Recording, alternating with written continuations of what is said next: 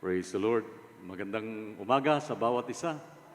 Sa ating pong mga kapatid, mga kapwa-kamanggagawa, kapatiran, nakapiling ko po ngayon on a face-to-face church fellowship, church worship.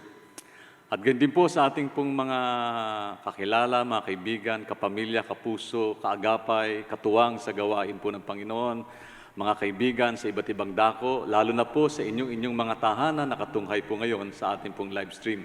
Good morning po sa inyong lahat.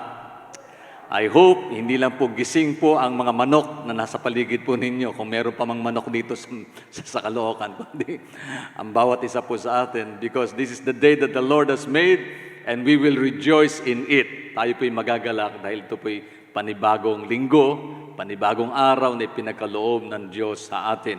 Sa kabila po ng ilang mga panahon na ating pong hinarap at patuloy pong hinaharap na problema, tayo po'y patuloy pa rin nagpupuri sa Diyos because He is faithful to us. Hindi po siya nagbabago, bagamat ang panahon at sitwasyon ng buhay po natin na nagbabago. At tama lang po, sa pagkakataon po ito, tayo po'y mag-worship, magpuri, sumamba, magpasalamat sa ating Diyos, pasalamatan siya, dakilain siya sa kanyang kabutihan, sa kanyang biyaya, at hindi po umikli ang kamay ng Diyos. Hallelujah! Hindi po siya nabulag, hindi po siya nabingi, hindi po siya namanhid upang hindi niya maabot at maranasan din naman at madama yung ating pong mga bigating daladala. And nandiyan po yung pangako ng Panginoon. Amen. Hallelujah.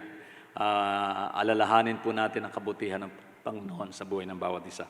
Tayo po sa mga sandaling ito ay makikinig ng salita ng Diyos, magbubulay-bulay ng salita ng Panginoon. Ito po yung ating tinatawag na spiritual breakfast. Sino po sa inyo ang nakapag-agahan na? Ayan. Ano po ba sa Tagalog ang breakfast?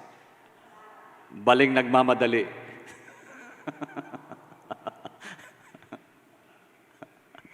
Ayan, hindi po. Agahan. Ayan. Kasi breakfast, ibig sabihin po niyan, halos karamihan naman sa atin, pagka nagmamadali, talaga yung breakfast is too fast to be taken. Amen. Kung kayo po ay may mga dalang Biblia, I hope tayo po ay sandaling tumayo and allow us to open our Bible. Buksan po natin ang ating mga dalang Biblia sa inyo pong mga tahanan. Sige po, ang pinakamamahal nating regalo ng Diyos sa buhay nating ang salita niya. Niwala naman o kapiling po natin yan sa buhay natin. Sa aklat po ng Juan, John chapter 11 verse 40. Yung talatang 40 na lang po muna ang ating babasahin sa mga sandaling ito. Ulitin ko po, aklat ng Juan chapter 11 verse 40. Okay, nandiyan na po kayo, basahin po natin. Ito pong sinasabi. Then Jesus said, "Did I not tell you that if you believe, you will see the glory of God?" Sa Tagalog, sinabi ni Jesus, hindi ba't sinasabi ko sa iyo, na kung sasampalataya ka, ay makikita mo ang kaluwalhatian ng Diyos. Pinagpala na po ng Panginoon ang kanyang mga salita. Tayo po'y sandaling yumuko, manalangin, and let's ask God's guidance and the leading of the Holy Spirit as we ponder His words. Hallelujah, hallelujah, hallelujah. Oh God, purihin ka, Panginoon. Oh God, purihin ka. Dakilang Diyos, aming Ama, salamat po sa muling pagkakataon na pinagkaloob mo sa amin. And we are so grateful, O Lord, for this wonderful morning that you have added up, O Lord, in our lives. Panginoon, utang po namin sa iyo ang lahat ng bagay na nagaganap sa aming buhay. Bawat araw ay sa iyo, ikaw po ang nagkaloob nito at nagpapasalamat po kami, Panginoon. Hallelujah! And we're so grateful, O Lord. Natutuwa po kami nagpapasalamat sa kabutihan mo. Sa pagkakataon pong ito, ayahan mo po ang puso po namin, ay amin pong malayang buksan, ang amin pong spiritual na pandinig, upang hindi lamang po kami makadinig, kundi amin pong maunawaan ang mga salita mo na amin pong pag-uukulan ng pansin sa mga sandaling ito, na aming pong pagbubulayan sama-sama. Lord, continue to bless each and every one. Lord, bless your humble servant. We come to you with the humbleness of our heart, begging for your love, grace, and mercy to encompass and embrace us this morning.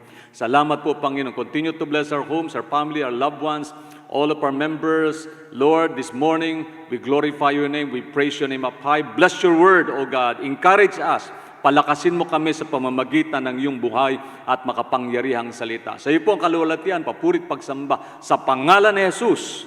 Amen, amen, and amen. Praise God. Tayo po'y makakaupo na in the presence of God. Sa inyo po na sa inyong mga bahay, salamat pong muli sa isa pang pagkakataon ni pinagkaloob ng Diyos sa buhay ng bawat isa sa atin. Pinamagatan ko po ang mensahe ng Panginoon ng stand firm on your belief. Stand firm on your belief. Hallelujah. Allow me, doon po na basahin sandali yung insight na akin pong pinadala at pinost po sa Facebook account natin doon po sa Caloocan Bethel, sapagkat magkaugnay po itong bagay nito sa mensahe ng Panginoon. Okay. A blessed day. I used to start my spiritual insight doon sa blessed day. A blessed day. Ano bang ibig sabihin ng blessed day? Ibig sabihin isang masayang araw. Kasi yung salitang blessed coming from the Greek word which means happy. Kaya pag sinabi mong God bless you, pasayahin ka ng Diyos ang ibig sabihin nun. Okay. Patawanin ka nawa ng Diyos. Yan. Amen po ba? Pagka sinabi mong bless you, God bless you, or a blessed day, isang masayang araw. Okay, what is your first priority in life? Ano ba ang pangunahing prioridad natin sa buhay? Okay, is knowing God intimately your heart desire? Yung makilala ba natin ang Diyos ng malapitan, isang malapitang ugnayan, yun po ba ang ating hangarin ng puso? Ating pong hangarin ng puso, desires ng heart. Ganun mo kakilala ang Panginoong Hesus sa iyong personal na buhay? Ito pong pinasimulan ko po ito sa mga tanong. Surprising to know that it would be better for us to start a day asking questions. Lord, how is my day? Lord, how is my relationship? Panginoon, kamusta na po ba ako? Maging bago matapos yung gabi o yung araw sa ating pong pagtulog, tatanungin natin ang Panginoon, tatanungin natin ating sarili. Napakahalaga po ng mga tanong that searching our heart, na may pagsusuri sa puso. Yung bang, kamusta na ba ang buhay ko? Kamusta na bang relasyon ko sa Diyos? Kamusta na ba yung relasyon ko sa mga mahal ko sa buhay? Kamusta na ba yung antas na aking pananampalataya? At yung tanong na yon ay pagbulay-bulayan natin. Kaya sinimulan ko po yung aking spiritual insight for this day na may mga questions. At ang questions, if you will notice, okay, ay may kinalaman po doon sa relationship sa Diyos. Isang malapitang ugnayan sa Panginoon. Gaano mo kikilala ang Panginoong Hesus sa iyong personal na buhay? Gaano kakalapit sa Kanya? Ayan. Hindi tayo magiging kaibigan ng Diyos sa pagbibigay natin sa Kanya ng tira-tira lamang ng ating oras. We have to make knowing God our number one priority in life. Alalahanin natin ang kabutihan ng Panginoon. Ang sabi ng lyrics sa inawit natin, pag alalahanin lang daw ang Diyos, di ba? Okay? Kung maalala lang natin ang Panginoon na kabutihan niya. Okay? Hallelujah. Kaya natin pagtagumpayan ang lahat ng bagay sa buhay natin. Ayan, ang tanong dyan, yun ba talaga ang laman ng isip natin? Kasi umaga pa lamang, ang dami na nag-uunahan, papasok sa isip natin ng mga bagay na may kinalaman doon sa ating inisip kagabi. Pagdating ng umaga, yun pa rin ang laman ng isip natin. Kapag kang inisip natin kagabi, bago tayo matulog, pambayad sa utang, pag-isip mo, yun pa rin ang saksak sa isip natin, di po ba? Pagka naisip natin kagabi, bago tayo matulog, COVID, pag-gising nyo, COVID. Ganun po yun. What is in our heart, what is in our mind, yun po yung nagdidikta ng ating pong direksyon ng buhay. Tuloy ko po. Ang sabi po rito, ito ang sinabi ni Apostol Pablo sa kanyang letter sa mga taga-Philippians. Oo, itinuring kong walang kabuluhan ng lahat ng bagay bilang kapalit ng lalong mahalaga. Ano yung mahalaga sa kanya? Ang pagkilala kay Kristo Jesus na aking Panginoon. Ang lahat ng bagay pinalagay kong walang kabuluhan, makamtan ko lang si Kristo. Iba yung layunin niya. Okay. At napakahalagang maintindihan natin, ito yung layunin niya sapagkat ito yung layunin ng Diyos. Philippians chapter 3 verse 8, binanggit po ni Apostol Pablo yon. Sinulat niya yung mga katagang yun nung siya ay nakabilanggo sa Roma. Banggitin mo itong mga bagay nito nung ikaw ay hindi sa maayos na kalagayan, it's something na merong nangyayari talaga sa loob mo. Di po ba? Okay, tuloy natin. Remember, you are as close to God as you choose to be. Ibig sabihin, magiging intimate ang yung fellowship sa Kanya kung pipiliin mo ito. Yan. You are going to become a friend of God. Kasi yun naman ang layunin ng Panginoon. Hindi lang niya tayo tinuring na Kanyang mga niligtas, kundi itinuring niya tayong Kanyang mga kaibigan. Take note of that. Ang Panginoon mismo nagsabi nun, na ang layunin niya pala sa atin ay hindi lang basta makilala natin siya, kundi maging close yung fellowship and relationship na ito maging intimate. Hallelujah! Purihin po ang Panginoon sapagkat nais ng Diyos na tayo kanyang maging kaibigan at hindi lamang isang lingkod niya. Kung hindi man tayo nagiging malapit sa Diyos, hindi natin pwedeng sisihin ang sinuman. Hindi natin pwedeng sisihin ang ating asawa, mga anak, magulang, mga barkada kung hindi mangyari ito. And don't even blame us, ministers o pastor nyo, kung hindi kayo malapit kay Lord. Huwag niyong sisihin po yung kapitbahay ninyo. Huwag niyong sisihin ang sinuman kung hindi naging malapit at naging makadiyos yung buhay natin. Okay? Kasi pwede kang maging malapit sa Diyos kung gugustuhin mo. Amen? At kung piling mo na malayo ka sa Diyos, isipin mo sino ang naglayo. Pwedeng ma-impluwensya ng kapwa mo para malayo ka sa Diyos. Pero ikaw magpapasya, kapatid, hindi sila. It is simply because, kung bakit mo na-feel na malayo ka, it's simply because you didn't make Him the number one priority of your life. Hindi mo siya ginawang pangunahin sa buhay mo. Ang makilala natin ng lubos ang Diyos at maunawaan ang pag-ibig niya sa atin ay isang dakilang pribilehiyo. Amen. Salamat po sa Panginoon. Ang pahalagahan at mahalin niya tayo sa kabila ng ating mga kasalanan at pagkukulang ay isang kagalakan para sa atin. Tunay nga po, di po ba? Maisip niyo po yung dati nating buhay, isang makasalanan, hindi natin alam mo itong ating gagawin, hindi natin alam yung kaligtasan, at alam natin mapapahamak tayo, pero minahal tayo ng Diyos, pinatawad, di ba? Napakahalagang isipin yun. At pag naisip natin yung pagpapatawad ng Diyos, anong dating nito? Okay. Malalaman mo kung anong importante sa buhay ng tao by what they brag about. Okay. Kung ano ang kanilang ipinagyayabang, okay, malalaman ko kung ano importante sa kanila. Okay, take note of this. If their children are most important, they brag about their children. Kung ang mga mahal nyo sa buhay, mahalaga sa inyo, ipagyayabang nyo yan. Okay. If your job is the most important things in your life, you will brag about your job.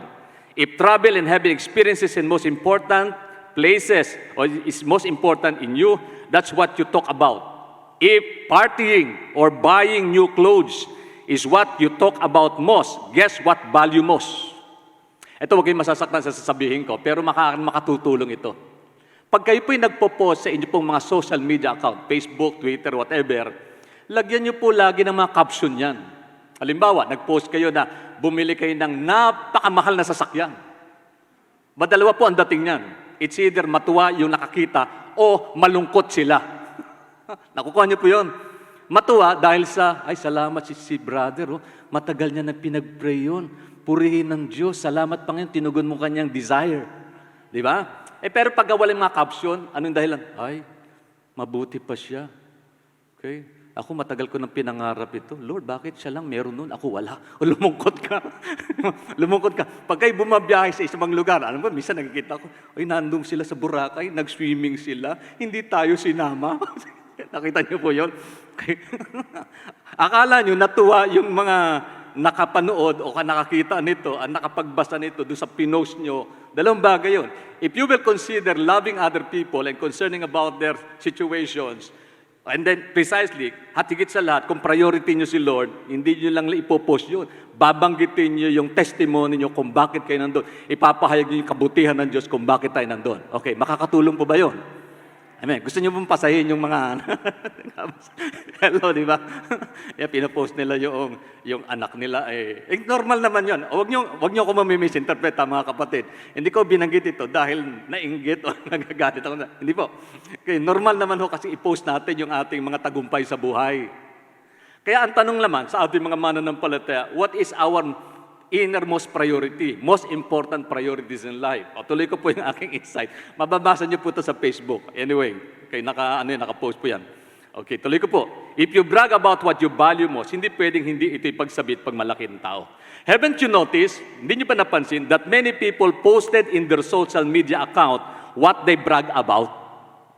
Totoo po ito Okay. They brag about dun sa, nakapasa po ko sa ganito. Okay, kasi mahalaga sa kanila yon, di po ba? Kasi normal po what is important in your life, hindi mo sa sarili ninyo. Ipamamalita mo, ipapahayag mo yon. Okay, ano ang madalas nating isinishare sa iba? Question mark. Tuloy ko.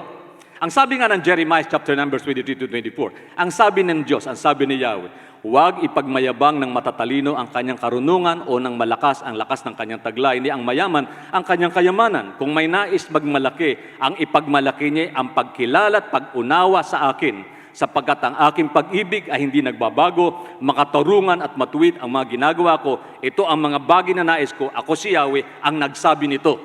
So malinaw po ang Jeremiah, sinabi sa Jeremiah chapter 9 verse 23 to 24, kung ano yung gusto ng Diyos. Ayan, papasok na tayo doon sa intimacy ng fellowship natin sa Kanya. Sa totoo lang, all of us have something in us to brag about. Sa totoo lang, sa aga ng atin, marami tayong pwedeng ipagmalaki. Okay. Kung anong meron ka, pwede ipagmalaki yan sa iyong kapwa. Okay. To brag about. Okay. Our successful goals, yung tagumpay natin sa ating mga layunin, our professions, our achievements, our awards, our wealth, our prestige, and many more.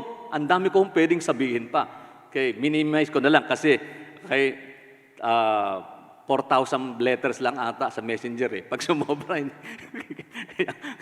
kaya tinitingnan ko, may prayer pa. Kaya tinitingnan ko, kaya pinapaikli ko na lang. Bakit? Pero bakit binanggit ng Bible kung ano ang dapat ipagmamalaki ng wise people?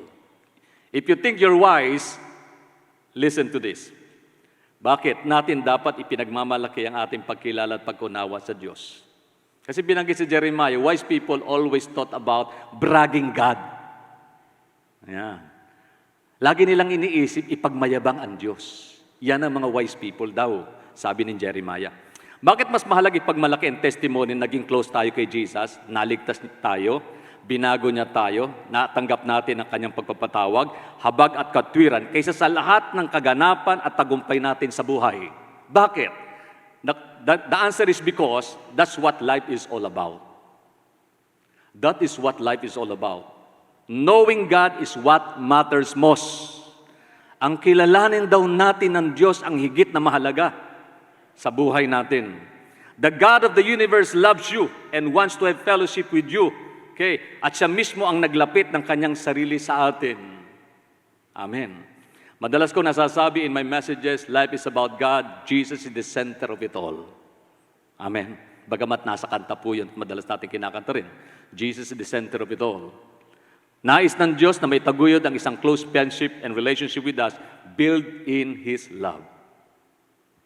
Getting close to God will give you peace and perspective. O di ba, mas good news ito sa buhay natin. At di ba, mas magandang madinig ito ng iba at ito yung ipinopost natin at isineshare natin sa ating kapwa. Always make captions. Bakit ka nandoon? For the glory of God. Bakit mo natanggap ito? For the glory of God. Always reflect everything, the success of life, raising the name of God, praising Him and thanking Him. Ilang mga challenging and heart-searching questions that I need to ask ourselves as I wind up with these thoughts that I'm sharing. Pero sa inyo na pong basahin nyo na lang po yun. Yung mga spiritual thoughts na yun, na akin pong ipinahayag bago mag-pray. Bakit ko sinimulan po yung mensahe sa pamagitan po ng pagbabasa ng insight na yun? Kasi napakahalaga po sa buhay natin na i-prioritize po natin yung ating pagkilala at tayuan natin yung katotohanan. Kilala ko ang Diyos, kung sino siya at kung sino itong aking pinaglilingkuran at pinagtitiwalaan ng aking buhay. Sa panahon ito ng mga krisis at pandemic at iba pang mga bagay na pwedeng maganap sa darating pang mga araw, paano tayo magtatagumpay? Paano tayo magtatagumpay? It is not about our success in this world. Marami pong may pera na problema. Meron po akong kausap, sabi niya, Pastor, na-vaccinate ka na ba? Sabi ko, hindi pa. Ay siya daw naghahanap siya ng mababayaran. Hospital, doktor, nga naman. Kasi gusto nilang mauna na. Bakit? Kasi na-COVID silang buong pamilya, nakatrauma sila. Na-trauma sila doon sa pangyayaring naganap sa kanila. Agaw buhay kanyang misis, namatay yung kanyang biyanan, and so forth and so on. This thing happened to them. So nandun po yung kanyang ang sabi ko, sorry, meron sa balita, binabayaran daw, nahuli. Scam, di ba? Pagka Sinovac, 6,000. Pagka Pfizer, 12,000. Ano ba yan? Kung wala kang 1,000, hindi mo problema ka. So, tanong dito, ito isang problema lamang na naranasan ng marami. Meron ka man o wala, mayaman o hindi. Ano man ang kalagay mo sa buhay mo. Kaya napakahalaga that we need to stand on our faith in the name of Jesus, following His rules and principles in our lives sa buhay natin. Napakahalaga po ng bagay na yan. Kaya Kaya pinamagitan ko minsan, standing firm on our belief. Hallelujah. Ito pong ating binasa mga verses na ito, doon sa John chapter 11. Very quickly, paki-reflect mo kasandali yan. Then Jesus said, sabi ni Jesus, hindi ba't sinabi ko sa iyo na kung sasampalataya ka ay makikita mo ang kaluwalhatian ng Diyos? Kung titignan niyo po at babasahin yung kabuang chapter ng book of John chapter 11, mahaba po kasi yan. Hindi ko na po inilagay sa ating PowerPoint at hindi na natin binasa sapagkat napakahaba. Kung babasahin ko po yan, mauubos po yung oras natin. Pero alam niyo po ang istorya na yan.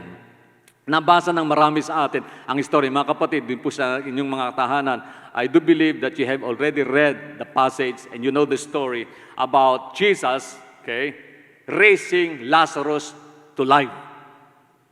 Alam niyo yung kwento na si Jesus, binuhay na si Lazaro. Ito po yun. Ito po yung pangyayaring yan. Ito po yung kwento na yan tungkol dyan. At dito, pinapahayag ng Panginoon yung ilang bagay na dapat nating tayuan. Kung tunay ngang close tayo sa Panginoon at kilala natin siya, may mga sandali sa buhay natin na dapat nating paniwalaan at sandigan patungkol sa katotohanan kung sino siya sa atin at kung ano yung magagawa niya sa buhay natin. Sa kabila ng mga problemang hindi natin kung minsan maintindihan na dumarating sa ating buhay. No one among us expecting this thing to happen. Amen. Hallelujah. Di po ba? Hanggang ngayon, nag-iisip tayo, yung anniversary ba natin, paano ba natin gagawin ito? Face-to-face na ba? Hanggang kailan matatapos itong sitwasyong ito? Gayunpaman, every day, may tugon lagi ang Diyos sa ating kalagayan. Hallelujah. We're always told to have faith and to trust God. Lagi natin nadidinig yan sa panahong ito. Di po ba? Pero napakahalaga hindi lang natin madinig, kundi magkaroon tayo ng permis, matibay na pundasyon kung bakit kailangan nating magtiwala at manalig sa Diyos. Sa ibang mga sitwasyon, madaling sabihin, kapatid, magtiwala ka sa Diyos. Pero hindi ganun kadaling gawin ang katotohanan ito. Sometimes we think it is easier said than done. Okay. Hindi naman sinabi ng Biblia, pag nanalig ka sa Diyos, simple lang yun. Hindi po. Kung minsan, humaharap tayo sa pagsubok. Ganun pa man, bakit kailangan natin sandigan ng Panginoon at paniwalaan at dapat lumalim yung pag-unawa at pagkilala natin sa Panginoon? Sapagkat ito po'y napakahalagang katotohanan na dapat nating sandigan. Una, God knows better than we do. God knows better. Bakit kailangan kong sandigan at paniwalaan ng Diyos? Sapagkat mas higit niyang alam ang lahat ng bagay kaysa sa atin. Amen? Pansinin niya natin yung kwento, yung istorya. Doon sa chapter 11 na ito. Baybayin po natin. Ang sabi po dyan, sa John chapter 11 verse 1, may isang taong nangangalang Lazaro na nagkasakit. Ano sabi? Nakatira siya sa Bitanya kasama ang mga kapatid niyang si Maria at si Marta. You know the story, right? Alam niyo po yung istorya. Ito po yun. Sabi niyan. Si Maria ay siya yung nagbuhos ng pabango sa paa ng Panginoon at pagkatapos ipinunasan niya ito ng kanyang buhok. Yan po si Maria. Yan po yung pamilya niya, yung kanyang kapatid na matay. Dahil may sakit si Lazaro, nagpasabi kay Jesus ang magkapatid, Panginoon, ang minamahal niyong kaibigan ay may sakit po. Sabi po dyan. Yan. May sakit po. Sabi po dyan. Nang marinig ito ni Jesus, sinabi niya, hindi ikamamatay ang sakit na ito. Nangyari ito upang maparangalan ng Diyos sa pamagitan nito'y maparangalan ng anak ng Diyos. Sabi diyan, mahal ni Jesus ang magkakapatid na Maria, Marta at Lazaro. Gayunman, nagpalipas pa siya doon ng 2 araw mula nang mabalita ang may sakit si Lazaro. Pagkatapos ito, sinabi niya sa kanyang mga alagad, magbalik tayo sa Judea. Tingnan niyo po, pansinin niyo, may immediate need. Agaw buhay si Lazaro, may sakit. Alam ni Jesus yun. Alam ng Panginoon yun. Pero ang tanong, bakit ba hindi niya agad pinuntahan? Kung tayo po'y nasa kalagayan ng magkakapatid, o tayo po'y nandoon sa senaryo na yon, may tanong tayo. Lord, itong problemang ito, kinakailangan po ng immediate need, immediate response. Pero bakit, Panginoon, inantala mo ang pagpunta? Dinelay mo ng 2 days pa. At alam niyo istorya, di ba? Alam niyo istorya. Nung dumating si Jesus Christ, nung pagpasyahan niya, punta na tayo, magbalik tayo sa Judea, okay, sapagkat pupuntahan niya si Lazaro. Alam natin yung kwento. Napatay na si Lazaro, nandat na ni Jesus. Kakaintindihan po ba tayo? Pero not knowing, ang sabi po ng Panginoon, okay, hindi ikamamatay ang sakit na ito ni Lazaro. Sabi ni Jesus yon. Kung unawain niyo yung statement ni Lord at yung senaryo, Panginoon, bakit ito nangyari? Not knowing that God knows better than we do. Mas alam kasi ng Diyos ang lahat ng bagay kaysa sa atin. Dapat po nating isipin yan. Di po ba? Minsan nagtatampo tayo, bakit hindi ka agad tinugon? Bakit hindi ako tinulungan agad? Unawain mo, baka naman yung hinalapitan mo ng tulong, nag-iisip din kung paano niya ito gagawin. Kasi hindi lahat ng problema natin kaya ng ating kapwa at maintindihan tayo. Hindi ganun kadali. Amen. Naalala ko na ako po ay puntahan ng isang nangangailangan, madaling araw, ginising ako. Okay. 2:00 ng madaling araw, ginising katok ng katok sa bahay. Sabi ko, Mama, may tao. Ayan, sino kaya yun? Siguro emergency. Baka may sunog. Alam nyo, kapag gano'n, may emergency, merong panganib. Nung alamin ko, hindi ko kilala. Pastor, tulungan niyo po kami kasi yung aking po mister ay nagwawala. Para ako ng barangay tanod. Nagwawala, mister. Pastor ang solusyon. Napakahirap unawain, Panginoon, di ba? Baka naman kailangan niyo ng pulis. Yung ganun bagay. So, parang napakahirap isipin. Tapos, anong kailangan mo? Tugunin agad? So sabi ko, kapatid, punta kayo sa barangay kasi hindi naman po ako pwedeng, tsaka sino po ba kayo? parang hindi ko kilala Hindi naman miyembro ng church. So ganito po yun, so dinelay mo. So hindi mo agad susugod sa sarili mo sa sitwasyon na hindi mo alam. Inunawa mo muna. Ang problema, hindi niya ako maunawaan. Gusto niya na akong kalad ka rin. Tapos, samahan niyo po ako. Okay. May mga pagkakataon sa buhay natin, hindi tayo maiintindihan talaga. Bakit? Hindi niya alam ang gagawin. At hindi rin natin alam kung anong gagawin natin. Ang Panginoon po, bakit inantala niya yung kanyang pagpunta? And then later, after 2 days, sinabi niya sa kanyang mga alagad, sabi niya, pagkatapos ito, sinabi niya sa kanyang mga alagad, magbalik tayo sa Judea. And then may argument pa po ang mga alagad dyan. Basahin niyo lang sa inyong Bible, may argument po ang mga alagad dyan. Panginoon, bakit tayo pupunta? Hindi po ba nanganib ang buhay niyo doon? So hindi rin nila maintindihan yung bagay na sinabi ng Panginoon. But God knows better than us. Pero mas alam ni Jesus kung ano yung pangyayari, ano yung magaganap kaysa sa atin. Ganon din po sa buhay natin. Ang tanong ay ganito, sa mga sitwasyon dumarating sa buhay natin, sa problema ito, sa pandemic na ito, ganon po ba ang pagtitiwala natin sa Panginoon? Na doon sa mga bagay natin hindi alam, ay nilalagak na lang natin sa Panginoon, di ko po alam ito, pero masigit mong alam kung ano yung mabuti, Panginoon. Hallelujah. God knows everything we are going through at this very moment and everything we will go through in the future. Naniniwala po ba kayo doon? Alam ng Diyos kung ano nangyayari sa iyo, kapatid, sa mga oras na ito. At alam din niya kung ano mangyayari sa inyo bukas. He knows the best way to handle every situation so we get the best possible outcome and we need to trust Him with that. Kailangan nating pagtiwalaan ng Diyos sa katotohanan yan na alam niya ang lahat higit kaysa sa atin. Amen. Hallelujah. Ang sabi nga ng James 1:6, subalit ang humihingi ay dapat magtiwala sa Diyos at huwag mag-aalinlangan, sapagkat ang nag-aalinlangan ay para daw alon sa dagat na tinataboy ng hangin kahit saan. Amen. Isa pang katotohanan kung bakit dapat natin tayuan ang pagtitiwala natin at lumalim yung pagkilala natin sa Panginoon at maging malapit yung relasyon natin sa Diyos. Sapagkat aminin po natin ito. Sa atin, may mga bagay na hindi natin magagawa. Pero sa Diyos, nothing is impossible with Him. Nothing is impossible with Him. Amen. Hindi lahat ng tanong kaya kong sagutin. Hindi lahat ng bagay kaya kong gawin.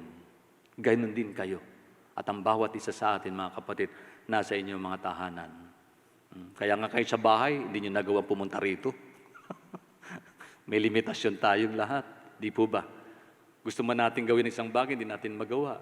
Gusto man natin alamin kung matutuloy yung mga plano natin sa kasalukuyan, iniisip natin ito, pero hindi natin matiyak. Pero pwedeng mangyari kung loloobin ng Diyos. Verse 11, doon sa kwento, idinugtong pa ni Jesus, natutulog ang kaibigan nating si Lazaro. Papunta ako doon upang gisingin siya. Natutulog, patay na nga. Tingnan niyo yung kataga ni Jesus, sabi niya, natutulog si Lazaro. Panginoon, kung natutulog lang po siya, ay gagaling siya. Sagot ng mga alagad. Ang ibig sabihin ni Jesus ay, patay na si Lazaro. Okay? Ngunit ang akala ng mga alagad ay talagang natutulog lamang ito. Tingnan niyo, doon pa lamang, alam na ng Panginoon, patay na si Lazaro. Pero ang pag-unawa ng mga alagad, doon sinabi ni Lord, natutulog lang siya. Dahil dito, verse 14, tuwirang sinabi ni Jesus, patay na si Lazaro. Doon sa unang pangungusap ni Jesus, nung sabihin niya, gigisingin ko si Lazaro, hindi nila maabot yung spiritual message na gustong ipaabot ni Jesus Christ sa kanila. Sa pananaw nila, literal. Nakitindihan niyo po? Kaya, in-explain ni Lord. Sabi ng Panginoon, okay, para maintindihan nyo, patay na si Lazaro. So yung natutulog kasi at patay, sa isang konteksto, pareho.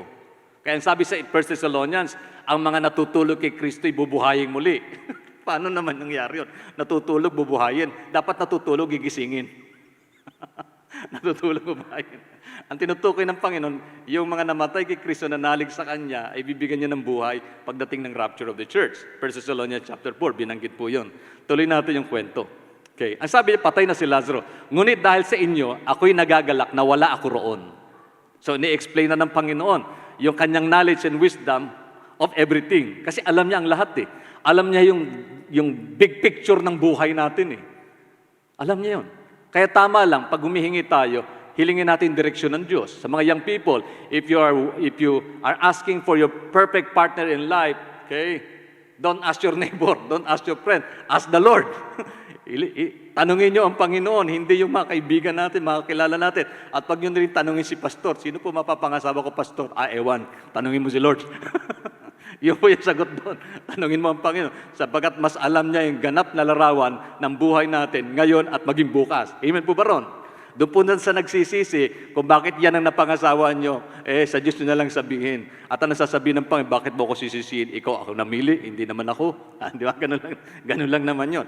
Kung ang Diyos lang talaga pwedeng mangusap lagi sa mga tanong natin, ay malamang lahat ng problema ay ma-realize natin sa atin pala at hindi sa Kanya. Kasi tayo nagpapasya. At ang sabi po ng Panginoon, ngunit dahil sa inyo nagagalak ako, wala ako roon, hanggang sa gayon, ay sumampalataya kayo sa akin. Tingnan niyo po, no? Ito yung mga alagad na ni Jesus.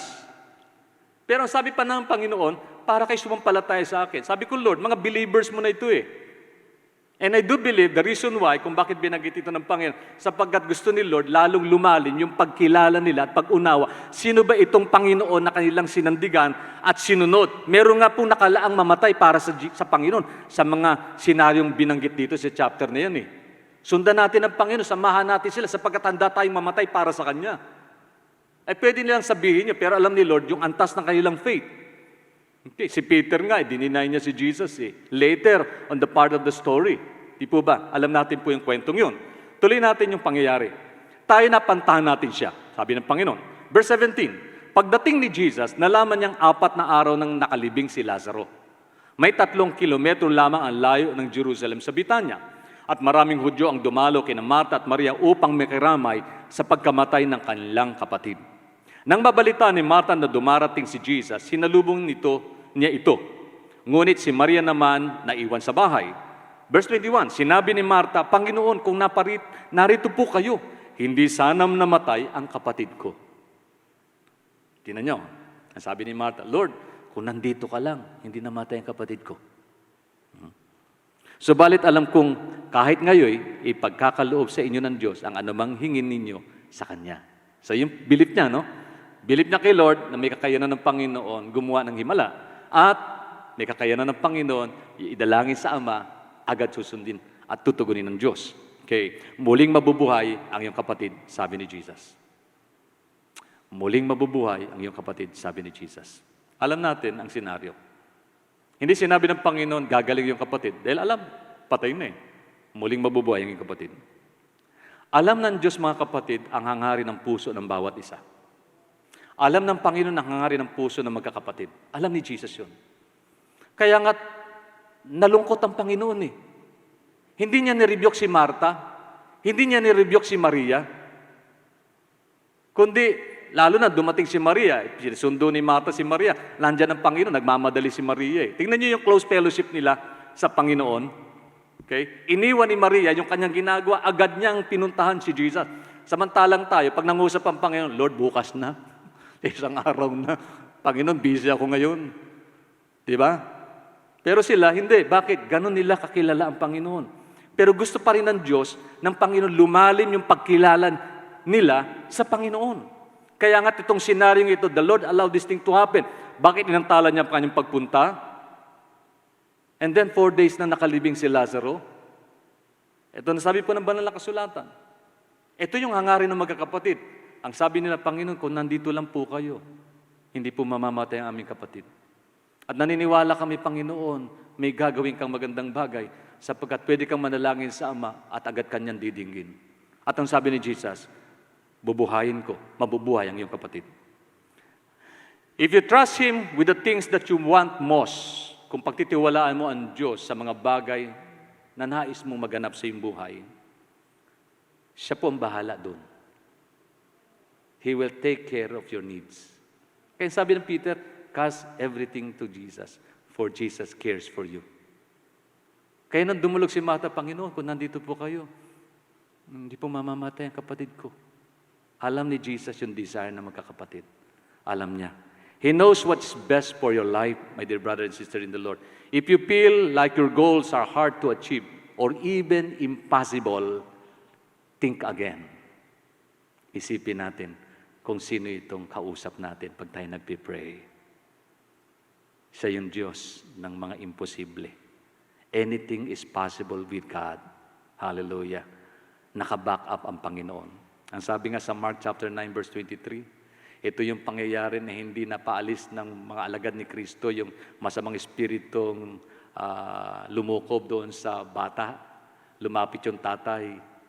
Panginoon, kung may magagawa po kayo, mapapagaling niyo po yung aking anak. Inaalipin po siya ng masamang espiritu, sinasaktan siya, hinahagi siya sa apoy, sa tubig, bumubula ang kanyang bibig. Okay.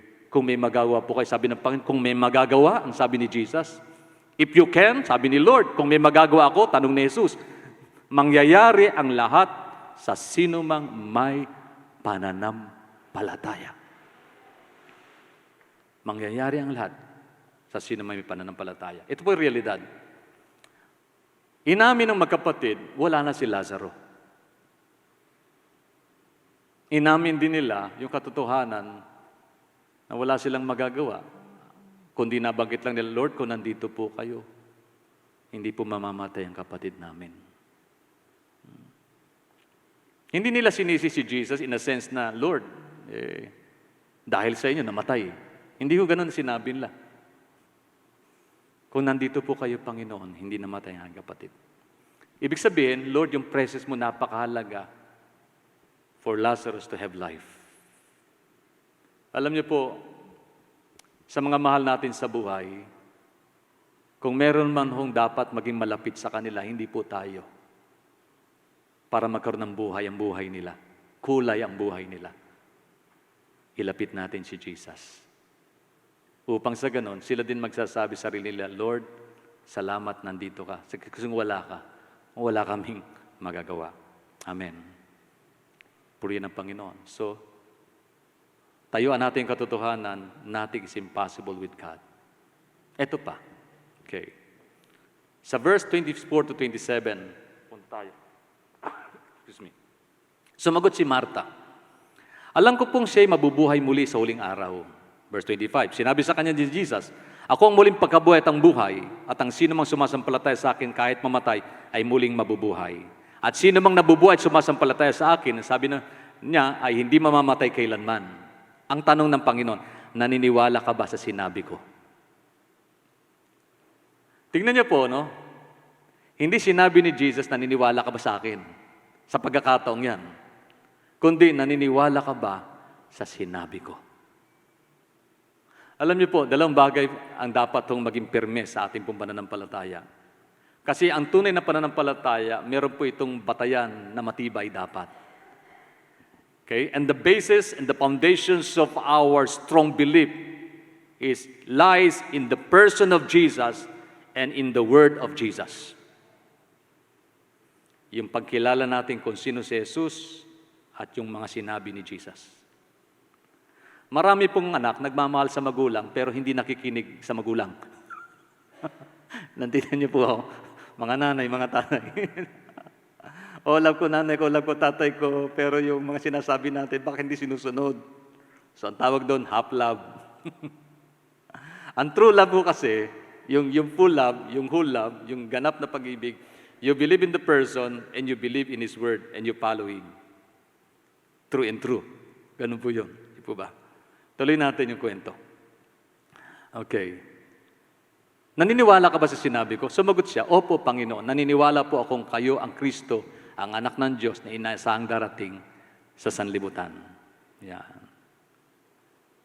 Pagdating ni Maria sa kinaroonan ni Jesus, verse 32, talon tayo sandali. Nagpatira pa siya sa paanan nito at nagsabi, Panginoon, kung naparito po lamang kayo, hindi sana namatay ang aking kapatid. Si Maria. Si Martha, ganun din yung dialogue niya. Intindihan nyo? Nabasa natin sa simula, no? sa mga naunang talata. Yun ang dialogue. Yun din na sinabi ni Maria. Parang nagkoro sila. Duet.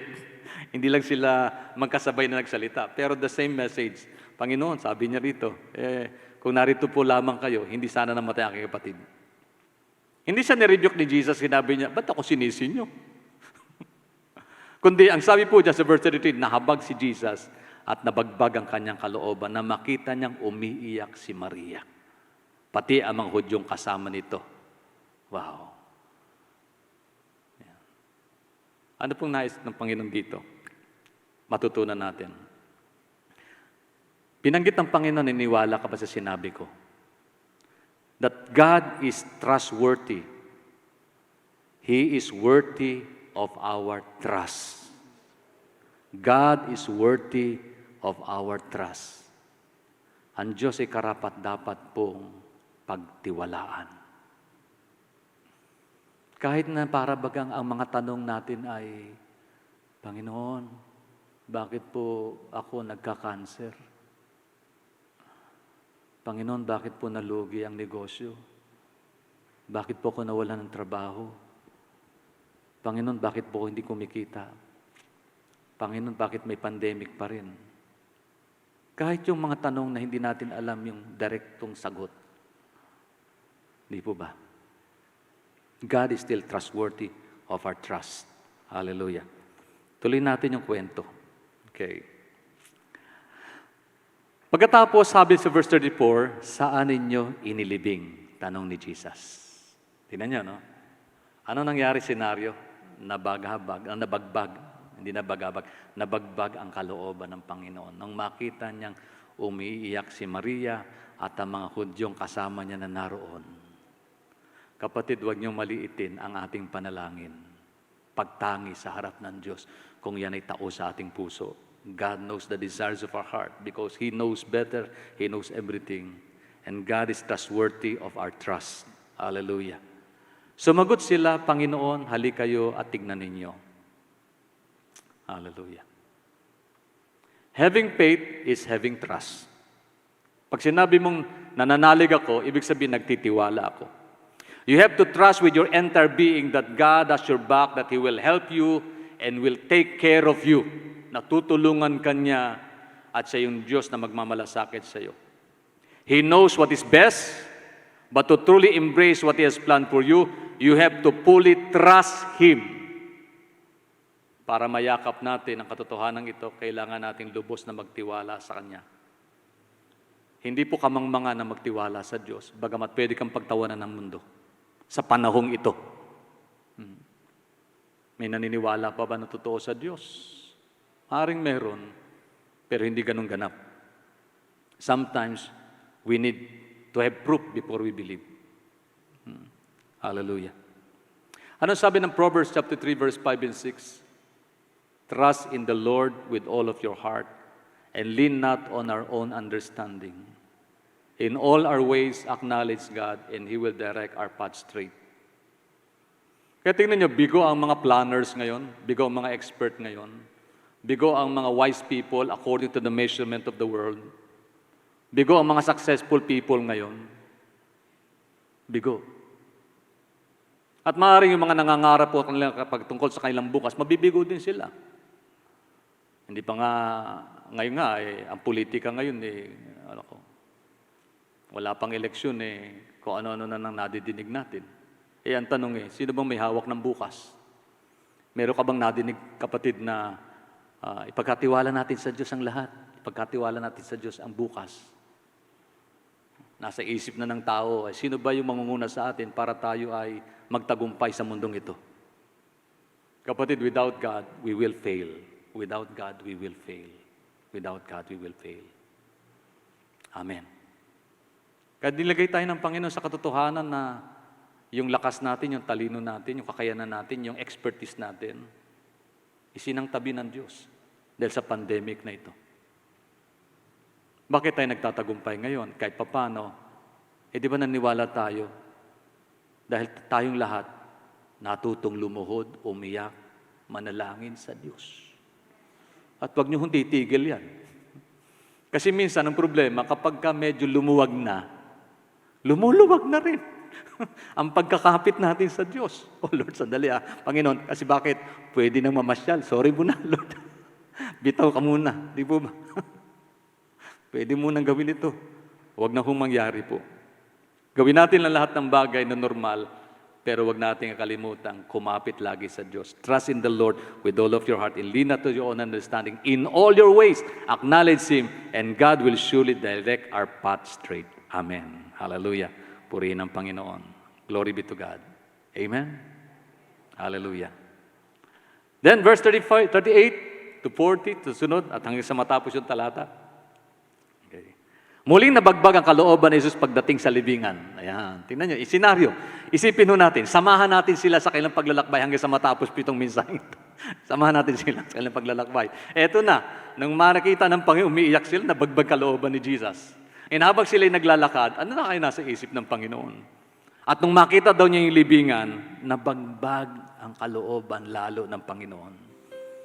Ang pinaglibingan kay Lazarus ay isang yungib na natatakpan ng malaking bato. Sabi sa verse 39, alisin niyo ang bato, utos ni Jesus. Ngunit si Martha na kapatid na namatay ay sumagot, Lord, nangangamoy na po siya ngayon. 4 na araw na siyang patay. Sa palagay niya, hindi tama yung utos ng Panginoon. Pero take note of this. God knows everything that He is doing. Ito po yung panghuling katotohanan na dapat nating tayuan. God knows His action. Huwag mong questionin ang utos ng Diyos kasi alam niya ang kanyang ginagawa. Hallelujah. Alam ng Diyos, kapatid, ang ginagawa niya sa buhay mo, sa buhay ko, sa buhay ko, sa buhay nating lahat. Nagtanong ako sa Panginoon, Panginoon, bakit mo ako pagpapastorin? Tanong ko noon yun. And I've been serving the Lord for more than 30 years na as a pastor today. And then, hindi ko na tanong yun. Ang hirap naman hanggang ngayon, tanong ko yun. Hindi ko na tanong yun. Okay. Hindi ko na tinanong yung action ng Diyos. Kasi alam ko, alam ng Diyos kung ano yung kanyang ginagawa sa buhay nating lahat. Hallelujah. Ano sabi ng Panginoon? Okay. Alisin ninyo ang bato. Ang sabi ni Martha, Lord, 4 na araw na po siyang patay. Nangangamoy na po siya ngayon. Sinabi ni Jesus, hindi ba't sinabi ko sa iyo na kung sasampalataya ka ay makikita mo ang kaluwalhatian ng Diyos? Tingnan niyo, no? Nananalig si Martha, naniniwala sa Jesus is the way, He is the life, at kung nandun si Jesus, hindi namatay ang kanyang kapatid. Nabagabag ang Panginoon sa hangarin ng puso nila at gustong tugunin ng Diyos ang kanilang kalagayan. Ganon din sa atin. Pero meron pong binanggit ang Panginoon dyan, doon sa question ni Martha, na parang hindi niya maintindihan yung action ni Lord, yung galaw ng Diyos, yung utos ng Panginoon. Anong sabi ng Panginoon? Hindi pa sinabi ko sa iyo. Ang sumasampalataya, makikita ang kalulatian ng Diyos. Verse 41, kaya't inalis nila ang bato. Dinagdagan ng Panginoon yung pagtitiwala ni Martha ng panibagong pangungusap. Word of encouragement. Anong pinaalala ng Panginoon? Hindi lang nandun sa akin. Pinaalala ng Jesus yung kanyang sinabi. Kaya sa buhay natin mga magulat, mga kapatid, napakahalaga. Lagi tayo nagbabasa ng Biblia. Lagi natin itong pinagbubulayan sapagkat yan po ang nagbibigay ng assurance at kalakasan doon sa mga pangako ng Panginoon. Ito'y totoo sapagkat ang Diyos alam niya ang kanyang ginagawa at gagawin sa buhay natin. Amen. Ano nangyari? Tumingala si Jesus sa langit at sinabi, Ama, nagpapasalamat ako sa iyo sapagkat dininig mo ako. At alam kong lagi mo akong dinidinig. Tingnan niyo po yung pangungusap ni Martha. Lord, kasi kung nandito ka, hindi mamamatay ang anak ko sapagkat alam ko may magagawa ka pa. Kasi dinidinig ka ng Diyos at agad kang dinidinig ng Ama. Ano sabi ni Martha? Iyon ang sinabi ni Jesus sa kanyang pagkipag-usap sa Tatay sa langit. Father in heaven, sabi niya, nagpapasalamat ako sa iyo sapagkat dininig mo ako, alam kong lagi mo akong dinidinig. Ngunit sinasabi ko ito dahil sa mga taong narito upang maniwala silang ikaw ang nagsugo sa akin. So tingnan niyo po, ang dahilan para lalong maniwala ang tao kung sino siya. Kapatid, alam ng Diyos ang ginagawa niya sa atin at maniwala ka sa Kanya. Sa panahong ito, maniwala ka na may ginagawa ang Diyos sa buhay natin na nagtitiwala sa Kanya. Pagkasabi nito, sumigaw siya. Ano sabi ng Panginoon? Lazaro, lumabas ka. Hindi niya sinabi, kumain ng pala. O kain yan. O kumain ng expert, mga doktor. Patsikan yan. Baka, oo nga, baka inaagnas na. Kundi sabi niya, Lazaro, lumabas ka. Lumabas nga si Lazaro na nababalot ng telang panlibing. Ang mga maya at paa, may nakabalot ting tela na sa mukha niya, at iniutos ni Jesus sa kanila, kalaganin niyo siya at nang makalakad siya. Hallelujah. Remember, God knows exactly what He wants for your life. He has a purpose for you. May layunin ng Diyos sa iyo. Kasi layunin ng Panginoon kay Lazaro, buhayin siya. Hindi siya pagalingin, kundi buhayin siya. Yun po ang layunin ng Diyos. At gayon din sa bawat isa sa atin, mas maganda ang layunin ng Diyos sa buhay nating ito. Hallelujah. Puri ng Panginoon. He knows what you're going through. Alam ng Diyos kung anong nararanasan mo sa buhay mo sa mga sandaling ito. Alam ng Diyos ang problema mo sa pamilya at alam ng Diyos kung anong tugon dyan. Alam ng Diyos ang bigatin mo at alam ng Diyos kung paano mapapagaan yan. Alam ng Diyos ang buhay mo, maging ang bukas mo. Alam ng Diyos ngayon, next month, next year, sa dadaanan mo, alam ng Panginoon yon. Huwag kang mag-alinlangan sa plano ng Diyos. Because He knows all and He has a perfect plan. Ang sabi ng Jeremiah chapter 29 verse 11, For I know the plans I have for you, batid kong lubos sa mga plano ko para sa iyo. Mga planong hindi niyo ikasasama, kundi para sa inyong kabubuti. Ito yung mga plano magdudulot sa inyo ng kinabukasang punong-puno ng pag-asa. Alam ng Diyos ang kanyang ginagawa para sa atin. Okay, huwag na natin siyang tanungin kasi alam niya ang lahat. Siya Diyos na dapat pagtiwalaan. As we wind up, let's go back. Ano yung dapat nating tayuan? Una, God knows better than we do. Alam ng Diyos ang lahat kaysa sa atin. Pangalawa, walang bagay na imposible sa Kanya. Walang mahirap sa Diyos.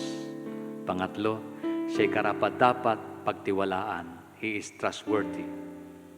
Worthy to be trusted. Amen. And He knows. He knows everything. At ang panghuli, He knows what He is doing. Alam niya ang Kanyang ginagawa. Kulang na lang sabihin ng Panginoon, marunong ka pa. Alam niya kanyang ginagawa. Di po ba? Alam ng Diyos sa kanyang ginagawa. Minsan may mga expert pag pinakialaman niya, naiinis. Huwag mo akong pakialaman. Bakit? Ako gumawa nito eh. At ako nakakaalam ko anong mabuti. Ang Diyos po ang may lalang ng lahat, nakakaalam ng lahat, may kakayanan sa lahat, at alam niya ang mabuti para sa lahat. Yan ang Diyos na dapat nating tayuan. Siya at ang kanyang buhay at makapangyarihang salita na dapat nating sandigan sa buhay natin. Amen. Mga magulat, mga kapatid, maging sa inyong mga tahanan, gaano mo kilala ang Panginoon? At paano mo siya kinikilala at inilalapit ang iyong buhay? Gaano ka ka-close sa Kanya? Katulad ba ni Maria, ni Martha at ni Lazaro? Tinuring mo ba ang Panginoon na iyong kaibigan? Pinahalagahan mo ba yung mga bagay na may kinalaman sa Kanya?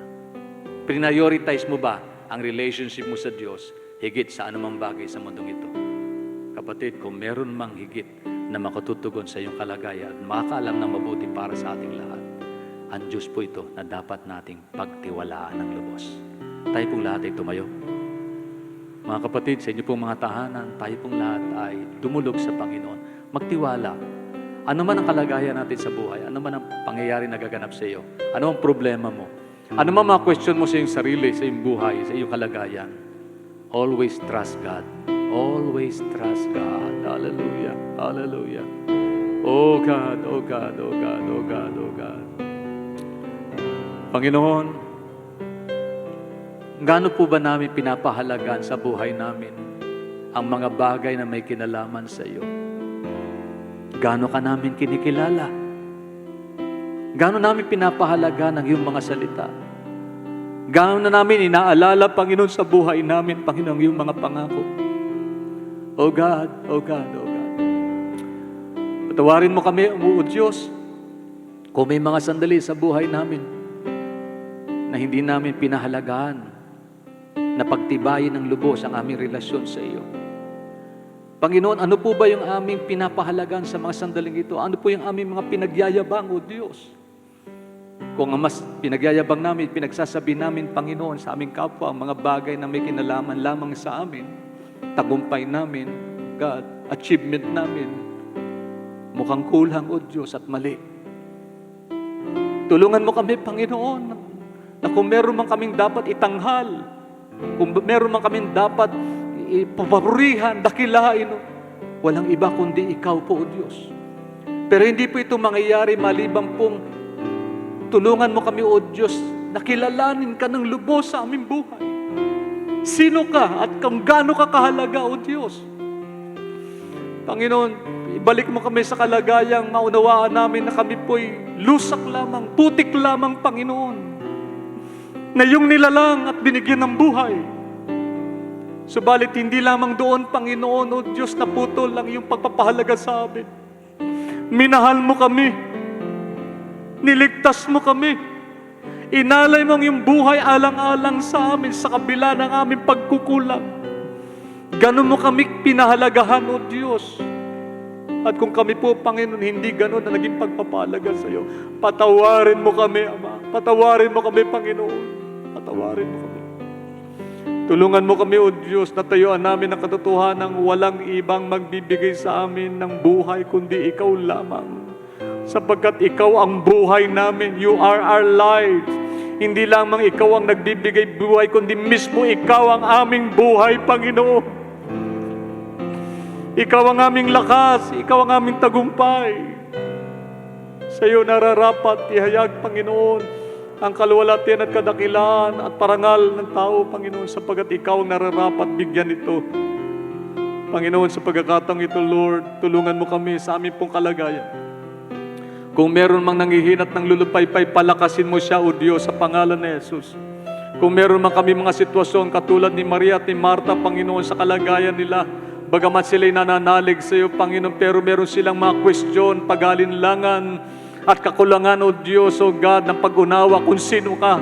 Panginoon, tulungan mo kaming lumalim ang aming pagkilala sa iyo sa mga panahong ito, O Diyos. Dinala mo kami sa sitwasyon, O God, na ito, Panginoon, upang lubos namin makilala kung sino ka, na ikaw ang Diyos na nag-iingat, ikaw ang Diyos na nagpapagaling, ikaw ang Diyos na naghihimala, ikaw ang Diyos na makapangyarihan, ikaw ang Diyos na nagbibigay buhay at pag-asa, at ang sino man, O Diyos, na nanalig siya, bagamat mamamatay, at may mabubuhay muli, at kailanman hindi na muling mamamatay. Yan po ang aming paniniwala, Panginoon. Kaya umaasa kami na kami po, Panginoon, sa kabila ng pangit at hindi magandang sitwasyon na aming hinaharap, meron kami magandang bukas sapagkat ang Diyos na aming pinagtitiwalaan ay Diyos na makapangyarihan, Diyos na nakakaalam ng mabuti, Diyos na may hawak ng lahat, Diyos na may imposible, Diyos na mabuti, Diyos na naglaan ng magandang bukas. Hallelujah! All the glory, honor is yours, O God. All the glory, honor is yours, O God. Hallelujah. You are the God who deserves glory, honor, and praise. Hallelujah. Hallelujah, hallelujah. Maging aming mga personal na plano, isa sa ilalim po namin dito sa iyo. Ang aming po kinabukasan nakasalalay sa iyong mga kamay. Kaya po, tama po, Panginoon, pagkatiwala namin sa iyo lang. O God, mga kapatid, maging problema mo at pagkatiwala mo sa Diyos sa mga oras na ito. Trust in the Lord with all of your heart. Trust, trust, trust. Believe and trust in God. Hallelujah. Hallelujah. Lahat po na may mga pangailangan, problema, pakitaas ang kamay. Lahat po na may mga personal na kahilingan sa Diyos, desires of your heart, just raise your hands. Reach out to God and believe na sa iyong pananalangin, kapatid, may inaabot ang Panginoon. Hallelujah, hallelujah. Hayaan mo mabagbag ang kalooban ng Diyos sa iyong dalangin, sa iyong pag-iyak. Nakikita ka ng Panginoon at dama ng Diyos ang iyong nararamdaman. Alam ng Diyos ang mabuti sa iyo. Alam ng Diyos ang iyong bigatin at pangangailangan, kapatid. Magtiwala ka sa Panginoon. Nais ng Diyos na lumalim ang antas ng iyong pagtitiwala sa Kanya. Walang bagay na mahirap sa Kanya. Nothing is impossible with you. Hallelujah. Beyond your desire, God can answer our needs. Hallelujah, Lord. Narito po kami, Panginoon, itinataas namin sa iyo ang aming mga suliranin, mga bigating daladala. Ama, naniniwala kami, makapangyarihang Diyos ka at walang bagay na mahirap sa iyo. Tugunin mo po, Panginoon, ang pangangailangan, hangarin ng puso ng iyong mga anak na nagtitiwala sa iyo, O Diyos. Patawarin mo kami sa iyong pagkukulang, linisin mo kami sa aming kasalanan, alisin mo ang hadlang, Panginoon, upang hindi namin matanggap ang biyayang iyong inilaan sa araw na ito, na iyong inilaan para sa amin sa pangalan ni Jesus. Heal people who are sick in the name of Jesus. Provide the needs of your people in the name of Jesus. Comfort each and every one in the name of Jesus. Hallelujah! Hallelujah! In Jesus' name, pasalamatan mo, kapatid, ang Panginoon. Tinutugon ka ng Diyos sa iyong dalangin.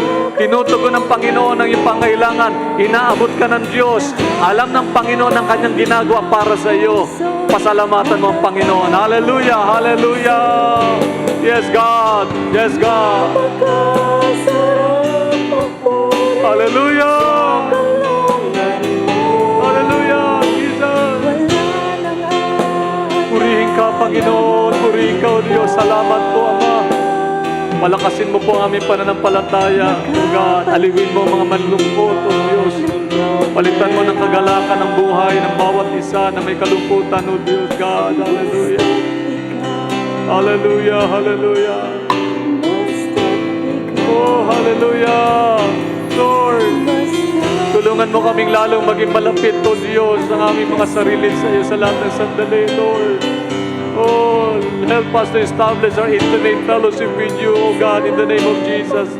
Tulungan mo kami, Panginoon, na lagi ka naming unahin. Ikaw ang aming prioritize sa buhay namin. Knowing you, O God, embracing your presence, desiring for your presence. May that be our first and foremost of all our lives' priorities. Oh, hallelujah, hallelujah. Yes, God. Hallelujah. Basta't ikaw, Panginoon. Hallelujah! Hallelujah!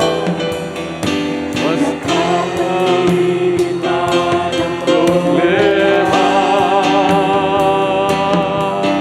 basta't ikaw. Sabihin po natin sa Panginoon niya, kapatid. Hallelujah! Yes! Basta't ikaw, O Diyos, ay kasama. Napakasarap, O Lord. Napakasarap magpuri sa kanlungan mo. Lahat ng nais ng puso'y natatagpuan sa'yo. Napakasarap magpuri sa kanlungan mo. Wala nang alalahanin pa. Yes, yes, Lord. Hallelujah. Nakapaligid man ang problema.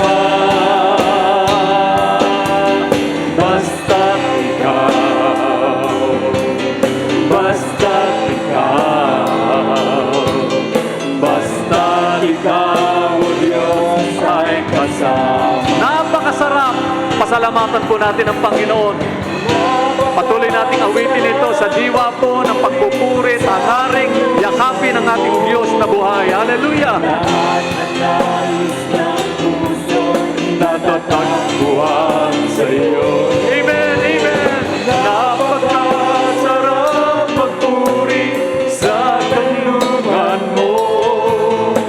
Wala nang aalalahanin pa. Baligid mo ang problema. Hallelujah! Yes, Lord! It's you! In our presence, O God! Hallelujah! Basta't ikaw, O Diyos, ay kasama. Napakasarap magpuri sa kanlungan mo. Hallelujah! God! Yes, Lord! Natatagpuan sa'yo. Napakasarap magpuri sa kanlungan mo. Wala nang alalahanin pa. Nakapaliliman ang problema.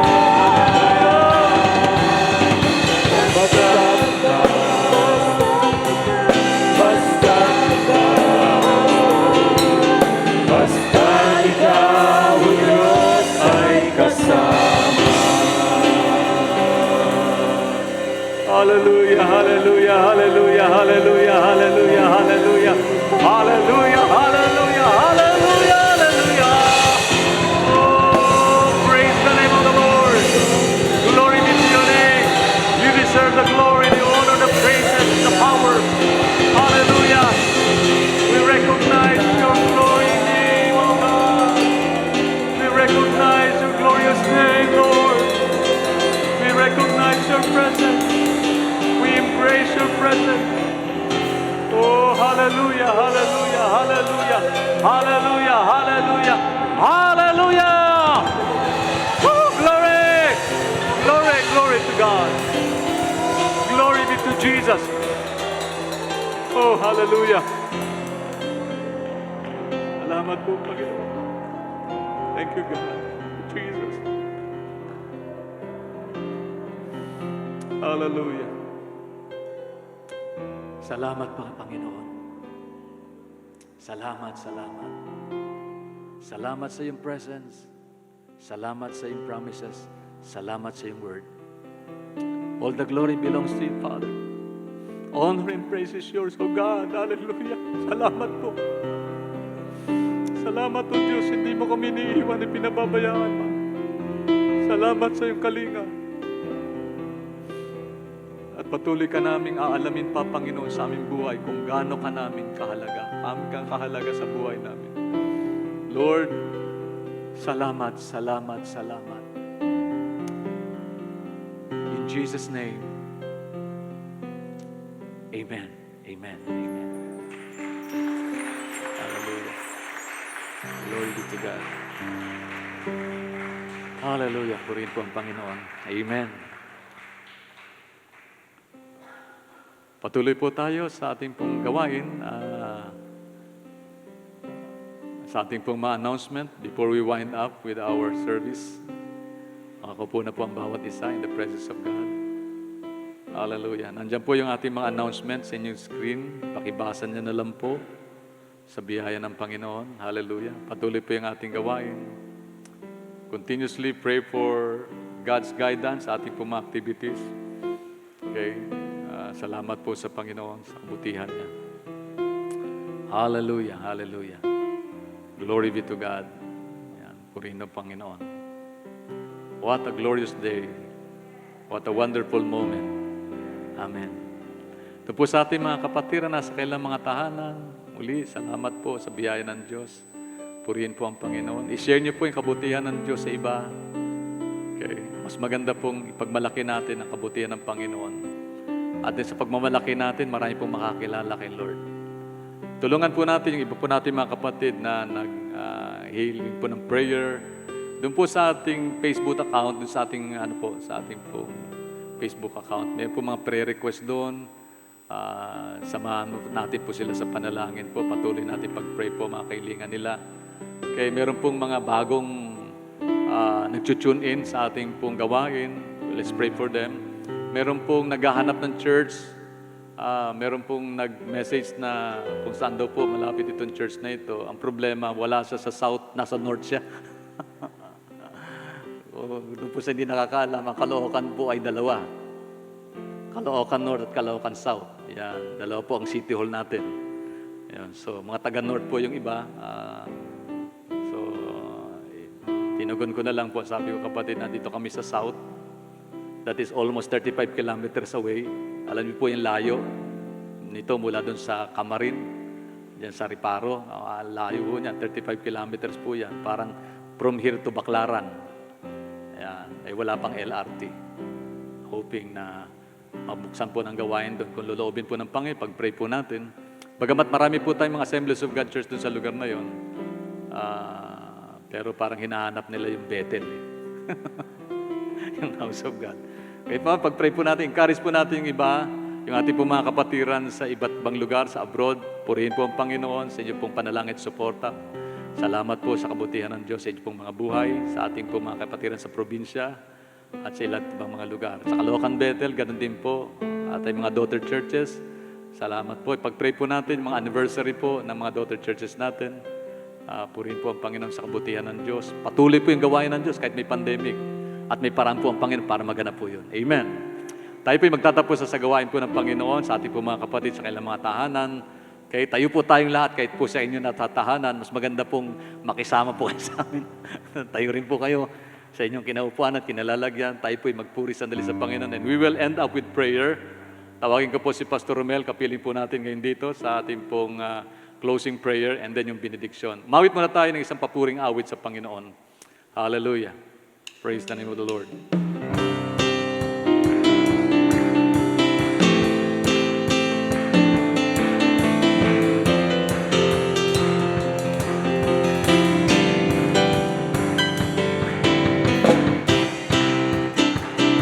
Amen. Hallelujah. Haring tataas-taasan Sa ating puso ay nananahan. Pagpapalamot pagsama ay laging nararanasan. Kailan may hindi mag-isa. Diyos na makapangyarihan. Let's celebrate. Let's worship God. Let's praise the Lord. Masaya po nating awitan ng Panginoon. Amen. Hallelujah. Pagpapalamot pagsama ay laging nararanasan. Kailan may hindi mag-isa. Pangako mo sa'kin, hindi ako iiwan. Sa bawat sandali ay laging sasamahan.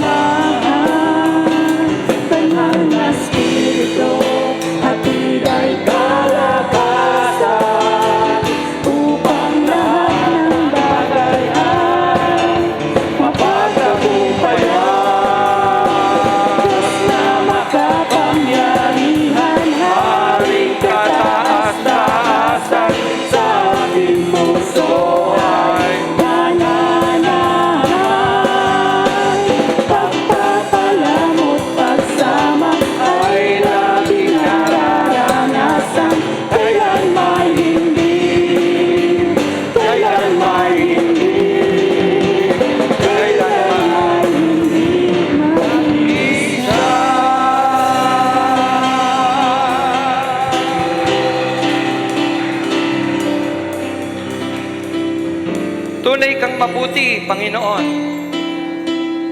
Salamat, Panginoon, sa iyong presensya, Panginoon, na siyang binigay mo, Panginoon, sa bawat isa sa amin. Salamat, Panginoon, na puri ka namin, nasampa ka namin, narinig namin ang mensahe mo, Panginoon, sa araw na ito. At ang salita mo, Panginoon, ay kagalakan sa bawat isa sa amin, Panginoon. Ang iyong presensya ay sapat na, Panginoon, sa bawat isa sa amin. Salamat, Panginoon. Patuloy mong pinakakain ang aming buhay espiritual, Panginoon. Di mo kami pinagkukulang, Panginoon. Salamat sa pagpapaalala mo, Panginoon, sa bawat isa sa amin. May layunin ka sa bawat isa sa amin, Panginoon.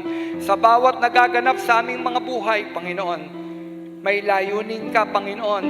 At ibig mo, Panginoon, na maitaas, Panginoon, lagi, O Diyos, ang iyong kadakilaan, Panginoon, sa bawat nagaganap sa aming mga buhay, Panginoon.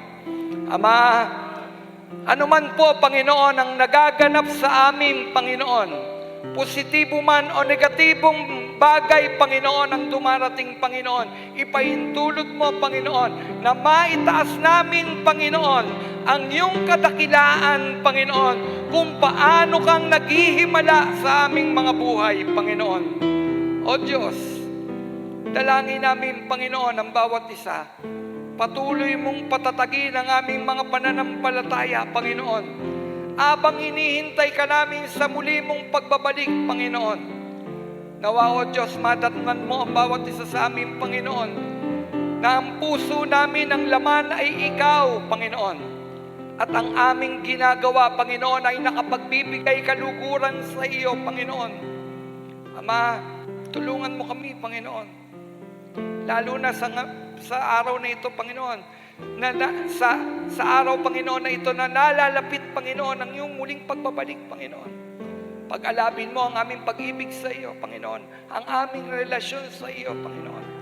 Naisin namin lagi, Panginoon, na doon sa presensya mo lumagi, Panginoon. Salamat po, Panginoon.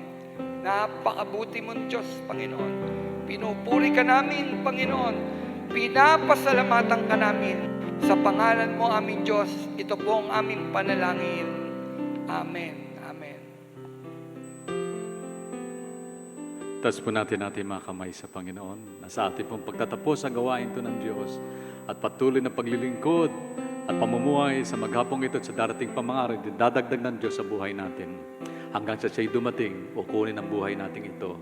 Taglayin ang bawat isa ang basbas at pagmamahal ng Diyos Ama, biyaya at pagliligtas at patuloy na pagpapagaling ng Diyos Anak at ang pakikipisan, kaaliwan, patnubay, gabay ng Diyos Espiritu Santo ay sumaating lahat ngayon at magpakailanman. Amen at amen at amen. God bless you po mga kapatid. Sa kanila pong mga tahanan, pagpalain po kayo ng Diyos. Muli, a blessed day to all. God bless you. God bless. God bless.